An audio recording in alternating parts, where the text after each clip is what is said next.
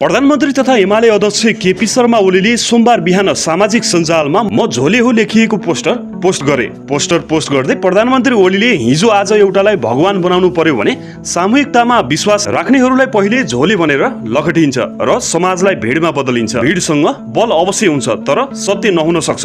सामाजिक सञ्जालमा झोले भनेर खेदियो भन्दैमा सत्य अँगाल्न नछोडौ। सामूहिक र संगठित आक्रमणबाट हरेकले आफ्नो निजत्व जोगाउनु पर्छ भन्ने स्ट्याटस पनि लेखेका छन्। पोस्टरको तलतिर एउटा सामान्ती परिवारको दास बन्नु भन्दा देशमा परिवर्तन र विकासको झोला बोकेर हिँड्नु कैयौं गुणा उत्तम चरित्र भएको लेखिएको छ। एमाले अध्यक्ष तथा प्रधानमन्त्री समेत रहेका ओलीले शेयर गरेको उक्त पोस्टर अहिले एमाले नेता कार्यकर्ताहरूले धमाधम शेयर गरिरहेका छन्। एमाले महासचिव शंकर पोखरेलदेखि पोलिट ब्युरो सदस्य खिमलाल भट्टराई हुँदै उक्त पोस्टर सुहाङ नेमाङसम्मले शेयर ट्रेन्ड चलाइरहेका छन्। पुराना दलका नेता कार्यकर्तालाई राजापाती र रासोपा लगायतका नेता कार्यकर्ताहरूले झोले संज्ञा दिँदै आएका छन्।